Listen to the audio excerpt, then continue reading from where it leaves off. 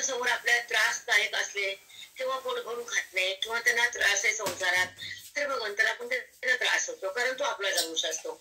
नवीन वंश जीवलोकी म्हणले ना, भगवंत म्हणले हे सृष्टी माझीच आहे आणि हे जीव हे माझे अंश आहेत, आणि पण त्या अंशानं अंशकडे जावं, कर्माकडे पाप पुण्याकडे जाऊन त्यांचा उद्धार व्हावा, ज्यांचं कर्म साठले संचित कर्म ते संपावं, हलक्या हलक्या नामस्मरणात यावं, हलक्या हलक्या संताकडे जावं, पुढे थोडसा मार्गाने एक एक पायऱ्या पुढे चलावं, भक्तीचा जाळ गाठावा, शिखरावर जावं, परमात्म्याला पाहावं, परमात्मा व्हावं, ज्ञानेश्वरीचं ज्ञान हृदयात जावं, अंतःकरणातलं पाप भस्म व्हावं, वृत्तीचा बाध व्हावा, आणि भगवंताला आवरण असतं त्याच्यामुळे त्याला अज्ञान नाव असतं, ते अज्ञान ब्रह्मचार्याला जातं, संतांच्या मुखातून बोधाची गंगा येते, ही वेदाची शक्ती राहते आणि जी वालते मुक्ती देते, हे बोधाची गंगामध्ये हे ज्ञानाचा कुंभ म्हणजे अमृत भरलेलं असतं, आणि श्रवणाच्या माध्यमातून एका क्षणातून कोटी यज्ञाचा आयता प्रसाद पडत असतो. ज्या घरात मी संतांचे चरण, ज्या घरात मी आत्मचिंतन आहे, ज्या घरात 3 दिवसाचा सत्राला संकल्प आहे, ते कुळाचा उद्धार आहे, त्या पित्राचा, त्या माता पिताचा, त्यांच्या सर्वत्र सुलाचा, बाहेरच्या आणि सासरचा, ते 42 कुळाचा मध्ये पित्राचा, ते आता स्वर्गाला जातात, त्या नरकातून येतात. त्यांचं जे आधांतरी असतं तो जीवात्मा आधांतरी असतो, त्याला पितरी योनी म्हणतात. मग त्या पितरातून त्यांना पुढे सद्गती लागते, कारण हे पुण्य अफाट असतं. एका क्षणामध्ये कोटी यज्ञाचं माप असतं. ही तगमग आमच्या मथुराबाईची होती. 4 वर्षापासून तगमग होऊ लागल्या, कारण 2दा सत्र ठरवलं, 2दा त्यांना संकट आलं, त्यांच्या माणसं घरातले गेले ती, आणि तुमच्यामुळे तुम्ही समोर येतात, बोलवतात, सगळं काय करतात, आणि पांडुरंग तुम्हाला बोलतो आम्ही नाही. कालचा 4चा पाठ कसा झाला? द्वारका ग्रंथामध्ये पास व्हावं, अधिकारानं उंच जावं आणि परमात्म्याच्या सोबत बुद्धीला बांधावं, एकरूप होऊन जगावं, अभेदाला बघावं, भेदाला त्यागावं, वृत्तीला बाधित करावं आणि स्वरूपमय जगावं, स्वच्छंद वागावं, आणि त्या अधिष्ठानामध्ये एकरूप होऊन जगताचा जो आभास आहे त्याचा वाद करून मिथ्यात्व निश्चय करावा. आज मी मिथ्यात्वावर बोलणार आहे. ज्ञान का घ्यायचं? जगाची माऊली तिला का म्हणायचं? कारण ती माऊली सगळ्याचं दुःख दूर करते, ती माऊली जीवाचं कल्याण करते. ते ज्ञानोबा त्या भगवंताला प्रगट करतात आणि त्या जीवाला ब्रह्म करतात, बुद्धीला ब्रह्म करतात. अंतःकरणातली घाण दोष, घाण म्हणजे मल, अंतःकरणात मल नावाचा दोष आहे, आणि दुसरा विक्षेप आहे, चंचल होतं मन, त्याचं स्थिर मन आहे, त्याला बघत प्राप्ती नाही. लक्षात येऊन आहे का? त्यांच्या सगळं मध्ये घबराहट स्थिर पाहिजे वृत्तीला ना मनात, तर ती रजगुणाची संपत्ती मी समजायचं. रजगुणाची स्थिती तुमच्यामध्ये आहे. रज तुम्हाला अस्थिर करतो, बेभान करतो आणि परमात्म्यापासून लांब नेतो. हे रजाचं गुणाचं कार्य. त्या रजामध्ये मन अंतःकरण अस्थिर आणि चंचल, आणि चंचल मनामध्ये आत्मत्वाची अनुभूती नसते. लक्षात ठेवायचे. एक गुण काय करतो? आपला 17वा अध्याय चाललाय. आपण 17व्या अध्यायामध्ये गुणाचं नियोजन आहे काय? भगवंताचं ज्ञान त्या जीवाला मिळाले आणि जीवाला मी कोण कळाले, हा खरा उद्धार असतो. लाखो कोटी जन्मामध्ये जीव हा त्रस्त असतो, संसारात मस्त असतो, ईशात सुस्त असतो, परमार्थामध्ये रिकामा असतो. म्हणून संत भेटल्यावर परमार्थाचा खजिना असतो, हृदयामध्ये भगवंताचं ज्ञान असतं, इंद्रियाचं भान नसतं, वेदाचे ज्ञान असतं, तो भगवान असतो, तोची बुद्धी ईश्वराकडे जाते, संसारातून बाहेर येते आणि भगवंताची प्राप्ती करून देते. बुद्धीला ब्रह्मस्वरूपामध्ये सहज देते. ते सद्गुरु माऊली असते. ती सद्गुरु माऊली पाठ करून देते. इंद्रियाचा ताण घाण कमी करते, मनाची शांत थांबते, बुद्धीला भान येतं, स्वरूपाची जाणीव होती, बुद्धी परब्रह्म होती. तेव्हा ती वेदाची स्थिती. कुठं? तेव्हा हृदय बबड असणं वेगळं आणि प्रारब्ध तयार आणि मृत्यूला शेवटी आदर द्यावं लागतं. हे जन्म मृत्यूची स्थिती तुमच्या आयुष्याची गती. पण जन्म काय येतो आणि मृत्यू का होतो? साधू संतांचा जन्म तुमच्यासाठी आहे, अमृत करण्याला नाहीये. कारण त्या भगवंतात देह पडताना ईश्वरा मिळतात. यमाकडे नसतात. माती कळलं आपल्याला काय कुणाचं काय. आणि प्रारब्ध कसं तुमच्या हाताने वाढत राहतं. प्रारब्ध तुम्ही लिहिता, तुमचं गाव लिहायला येत नाही. तुमचं प्रारब्ध तुम्ही लिहिता, तुम्ही तयार करता आणि भक्तांना रडता. असं प्रारब्ध करा की रडणंच येऊ नये. असं संत हुडका, अज्ञानच रडणे. असं ज्ञान भोगा, त्या ठिकाणी वृत्ती इंद्रियाकडे जाऊ. तिने भगवंतात गेली, इंद्रियाकडे कशाला आली? जी वृत्ती ज्ञानानं, बोधानं, वेदानं आणि गीतेमुळं भगवंतापाशी एकरूप झाली, ती विषयाकडे आली का? विषय भक्ताना पण ते भगवंतात आहे हे कळायला पाहिजे. तो सुद्धा अंत आहे. पुत्राबाई की ते आत्मसुख आहे, त्याला मर्यादाच नाही. ते सुख संपत नाही. तुमचं सुख एक क्षणभर थांबत नाही. पोट्टर चांगलं बोलू की घंटे अंगावर येत. तसं परमार्थाला अधिकार आणि संतांच्या ज्ञानाला महत्व आहे. आणि ग्रंथज्ञ व्हावं, वेदांताचा प्रभाव बुद्धीवर यावा. आणि संत हरिपाठ पण त्यांचाच आहे. हरी म्हणताना अनुभव येत असतो हे त्यांना सांगून दे.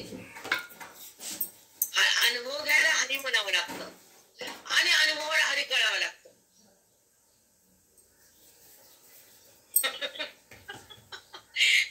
म्हणजे सुख आहे, तीर्थ म्हणजे सुख आहे, संत म्हणजे सुख आहे आणि वेद म्हणजे सुख आहे, प्रॉपर्टी म्हणजे दुःख आहे. विचार करून बोलायला बघा जरा. घंटाभर बसून खूप वाढवायचं, सांभाळायचं, घ्यायचं ज्ञानाला, टाकायचं अज्ञानाला, शोधायचं संताला आणि भोगायचं सुखाला, भेटायचं परब्रह्माला, आलिंगन द्यायचं पांडुरंग चरणाला.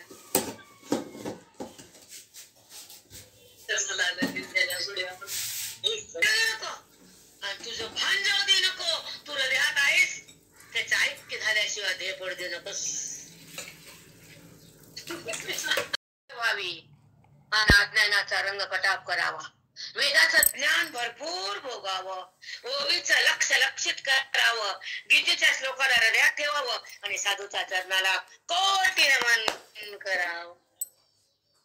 ते संत देव ते संत निमित्ताचा प्रतिमा, देव ते संत देव ते संत हरी ते संत संत ते अनापाशी अप्रगट आहे.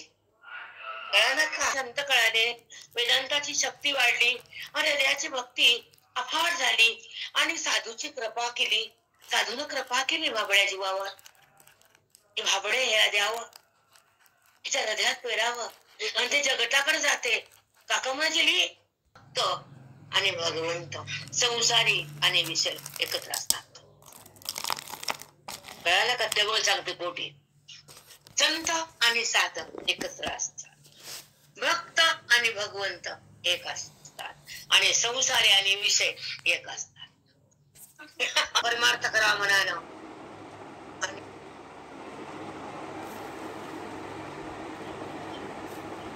विठुला भेटायचं, विठुला आयाला, म्हणून हे कमी करावं आणि संतांवर प्रेम जास्त करावं, मुक्तीच्या मार्गावर चालावं, परमात्म्याला आवाज द्यावी आणि त्यांना हातात हात घ्यावा आणि शेवटचा ध्येय श्वास त्याचा होती. अनुभूती संसाराची वेगळी, अनुभूती पदार्थाची वेगळी, अनुभूती जगताची वेगळी, अनुभूती आत्मत्वाची वेगळी. होती जगताची होती तर दर्श समोर येतं, वृत्तीत विकार होतो, अज्ञानाचा अहंकार होतो आणि मन नाही तर रस्त्याला जात आणि खोट्यात रमत आणि खोट्याला खरं म्हणत आणि शेवटी श्वास खोट्यात जातात. यम नाही. खोट दृश्य साधूच्या संगतीत बाजूला जातो आणि व्यापक परमात्मा आहे असा दृश्यातून अनुभव येतो, तर दृश्य कुठे उरत? दृश्यातला जगदीश्वर, जगातातला जगदीश्वर आणि जीवात्मा एका कोठीत येतात. तिथे जीव नाही, जगत नाही, जगदीश्वर नाही, एक परमात्मा स्वयंभुलिंग प्रगट होत आणि तेव्हा जीवाला त्याचं दर्शन नीट होत. तेव्हा अभेदाचं दर्शन होत आणि भेदाचं त्या ठिकाणी विलय पावतो. भेद नसतं.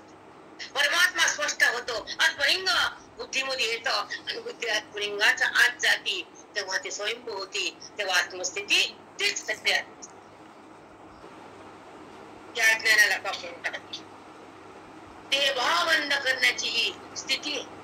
जेव्हा जडाचा संबंध बुद्धीला होतो, नीट ऐका, जडाचा संबंध बुद्धीला होतो, तिला दुःखच भोगावं लागतं, सुख तिला माहितच नसतं. म्हणून ते परमात्म्यापासून दूर असती आणि इंद्रियाच्या जवळ असती, गुणाच्या आत असती, परमात्म्याचा स्पर्श नसतो, तर बंध कायम असतो. पण जेव्हा बंधाचा नाश होतो, आत्मसाक्षात्कार होतो, वेदाचा चमत्कार होतो, साधूचा उपदेश येतो, अंतःकरणाच्या आत जातो, आवरण नष्ट होतं, परमात्मा स्पष्ट होतो, तेव्हा सुखाला सुरुवात होती, दुःखाची माती होती, ही आत्मप्रतीती.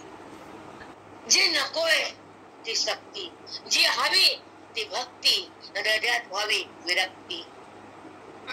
होय माऊलीचा संजीवन ग्रंथ आहे.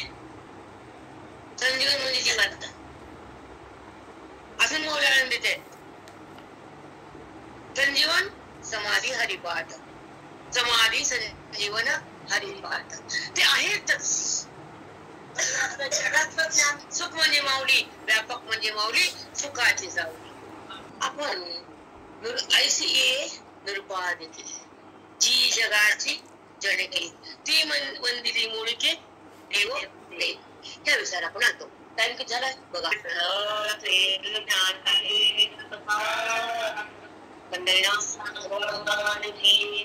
माऊली ज्ञानेश्वर महाराज श्री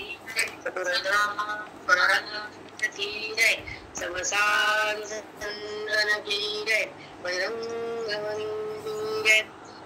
आता विचार मागुता पावली निघे, जाणीव चेतन निघे, विचार मागुता पावली निघे.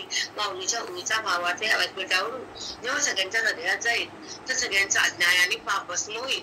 हे माऊलींचं आचरण हे वचन आहे त्यांच्या मुखातलं. श्रवण भक्ती फार महान आहे, नवविध भक्ती होती श्रेष्ठ आहे, आणि त्या श्रवणाच्या भक्तीनं साधकाला त्या पुण्याचा प्राप्ती होती, शुद्ध पुण्य होतं आणि पाप निवृत्त होतं. असं करता करता पाप संपून जातं आणि भगवंताचं दर्शन सहज होतं, आत्मचिंतन हृदयात जातं, बुद्धीला ते अवलोकन होतं, ते ज्ञान तिला जपतं आणि ती बुद्धी भगवंतात प्राप्त होती. भगवंताला त्याला म्हणतात जीवन मुक्ती. चेतन रेगे माऊलीच्या मुखातली वाणी आहे. विचार मागुता पावली निघे, विचाराला कोणती जागा नाही, निघतो आपण जातो. आणि जाणीव चेतन रेगे, जो स्वतः जाणीव रूप, तर अन्य जाणीव कशाला? जाणीव म्हणजे तो, ज्ञान म्हणजेच तो, आहे म्हणजेच तो, सुख म्हणजेच तो परमात्मा अरूप आहे, ते माझं रूप आहे, त्याचा माझा संबंध, त्याचा मला स्पर्श आहे. देहाचा मला स्पर्श करायचा नाही, पोटात मला जगायचं नाही, देहाला माझं म्हणायचं नाही, इंद्रियाकडे जायचं नाही, विषयाला भोगायचं नाही, परमात्मा सुख टाकायचं नाही. त्याला म्हणतात अमृत अनुभव.